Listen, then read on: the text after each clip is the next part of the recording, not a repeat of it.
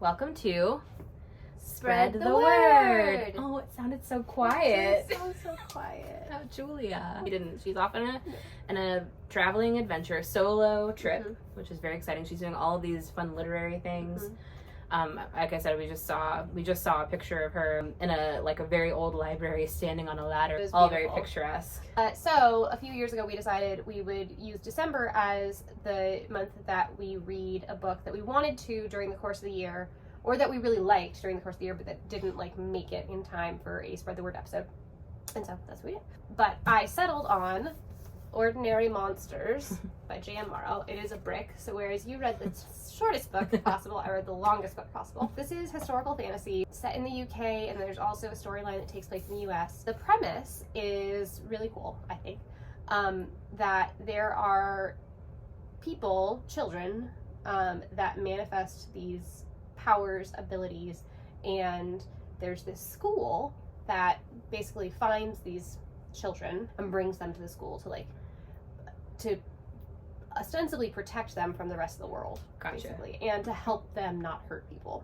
Because, for instance, this the first person with abilities that you meet is a little boy. He glows like white hot blue and ends up emulsifying a person. Oh god, so sort of like an X-Men type thing. Yeah. Okay. He doesn't, it happens because something bad happens to his mother. Yeah. And she's upset, and so he's upset, and then this guy dies. So the agents of this school are on the hunt for this young man named Charlie. Charlie is a mixed race American boy who apparently cannot die. Oh. And being mixed race in the American South, there are people who very much enjoy the fact that he cannot die and try to hurt him a lot. Oh. It's very sad. Yeah. It's very, very sad. He's a very, very compelling character. Are they trying to get to him before he turns into an antagonist type kind of thing? That's what you get the sense this school is doing with every child that has an ability. But for sure him. Yeah. Because he has a lot of reason to be angry. A lot of trauma. Yeah. It's not clear if their intentions are true. What they say they're, The school? Yeah. It's not clear if they're being truthful about the purpose of the school, or if they're taking the children to exterminate. Oh, okay. So I was thinking, when you said that, I was thinking they're weaponizing them. Or weaponize. I mean, all of those things. Gotcha. It's not... Under the guise of trying to help them. Yeah. It's extremely atmospheric. That's very good. I really, really am enjoying it. So I read The Crane Husband. Beautiful cover. Gorgeous. Right? I was very taken by the cover. This story is a reinterpretation of The Crane Wife, which is a fairy tale about a man who marries a woman who is a crane, and I think she might be a seamstress or something, and she tells him, don't come into this room where I'm doing all of my seamstress stuff, because if you do, then everything's gonna be kaput. And he's making a lot of money off of her and doesn't think that she's doing enough. And eventually he does go into the room and he sees her transform into a crane and she flies out the window. This is a reinterpretation of that. You see it from the perspective of the daughter of this family. So there's a mother, a daughter, and a son. It starts off, she's in the house or something, and her mom walks in with a crane.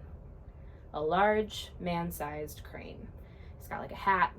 He might have a spectacle. That might be my own brain filling that in. I don't know. I'm sorry, he has a hat though? He has a hat. Yeah. And it's just she's just oh God, mom brought home a crane. Mom's gonna mom, I guess. So there's this weird magical realism element here, where it seems to be acceptable that there is a crane just walking into the house and that the mother is having sex with the crane. Ew. Yeah. How? She is upset because her mother has brought this crane home, and you kind of get this look into her past. Her dad died of alcoholism, and he kind of wasted away, basically got very ill. And her mom is super talented. She makes these beautiful tapestries. It seems like her mom isn't the most mom. She's sort of aloof. The protagonist, the daughter, clean the house and take care of the finances. She's only 15. and seems to really like take care of the brother.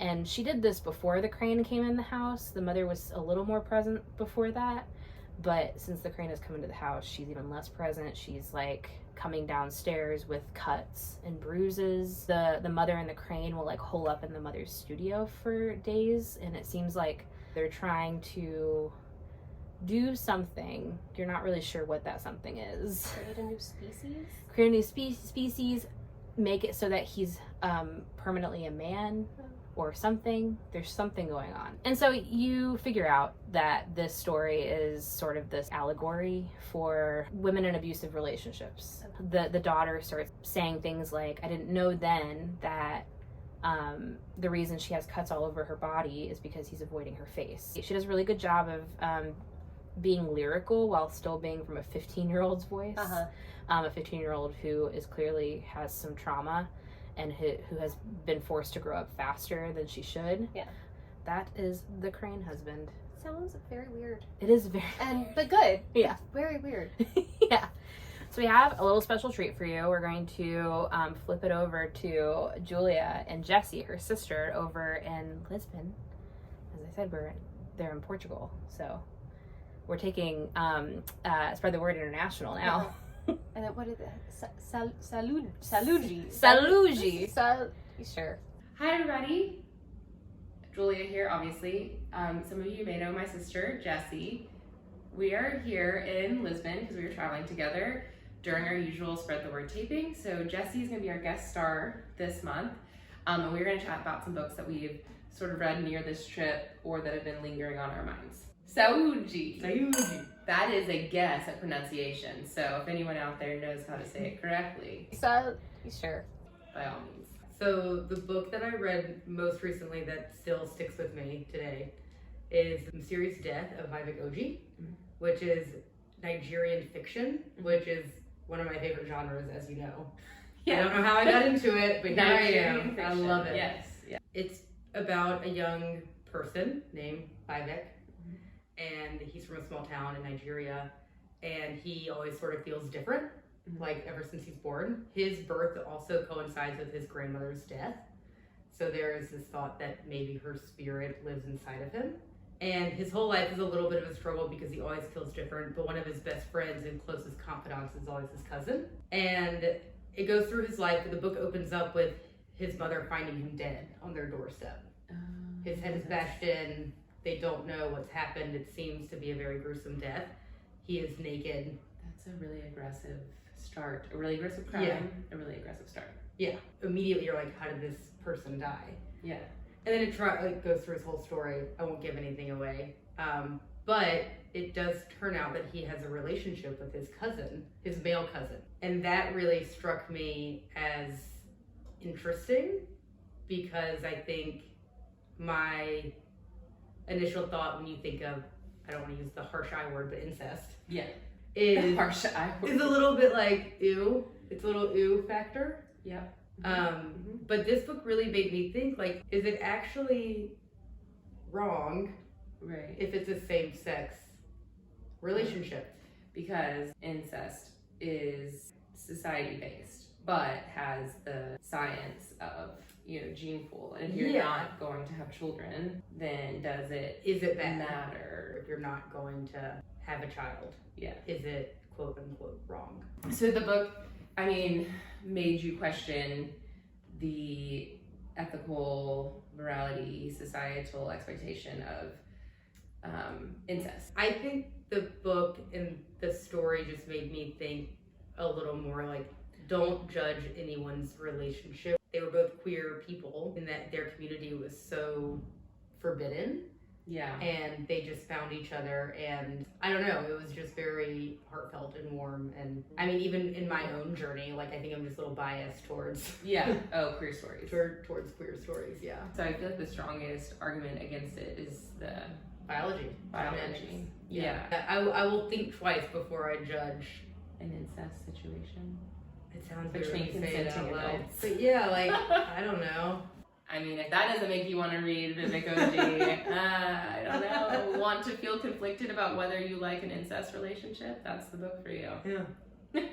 Not for everyone. So I went a totally different direction. Obviously, in preparing for this trip, I got a ton of books, either about Portugal or by Portuguese authors or related to Portugal in some way. And I've been reading Requiem, A Hallucination by Antonio Tabucchi. And Antonio Tabucci is actually an Italian author, but he loved Portugal and he I think maybe lived here for a time, and he wrote this book in Portuguese. The whole book takes place here in 24 hours, and the narrator has come to, he thinks that he's supposed to meet someone at 9 a.m. but he's supposed to meet them at 9 p.m. or something like that. It's like an AM PM issue, and so he gets here super early, and there's I have the whole day to kill, so it's just a day in Lisbon. And he kind of winds along and runs into different characters along the way. But the fun part is, and we've only been here a week, he mentions all these places that we went to. What's the time period? Oh yeah, good question. It's definitely before the Euro. I think it's got to be between the late 70s and the 90s. I ran over to the Museum of Ancient Art today, where one of the scenes takes place. He goes there to look at a picture. Past memories kind of bounce him around to places. So he fell asleep on the park bench, and he falls into a dream. And in the dream, he's talking to his dead father. And so you're this is definitely a dream. But then that gives him an idea to go look into another part of his past. It's such a short book, but he seems to be on this journey to kind of answer some questions. He's looking for some closure for something. His whole goal, and this comes out very early in the book, who he's meeting at the end of the day is the ghost of Fernando Pessoa, who is a famous poet, writer from... Yeah, so it's very weird, very literary. I think just being here for a week, I would be interested to see where he went in a day, because... I know, I'd like to map it out. I would like to map it out and see if it's actually possible. I was trying to figure out what to read for this, and was having a little bit of trouble getting into some of the other books I brought. And I picked this one up, and I was well, obviously this is what I want to read. This is where I am right now. Yeah. This is basically what we're doing. We're not around. We're not really talking to ghosts, but Well, those are our Spread the Word books. Thank you for joining us here. A little pop over to Lisbon. When you will actually be viewing this, I've been home for 2 months, but happy to chat about further book stops that we made along the way. And otherwise, cheers, or saúde.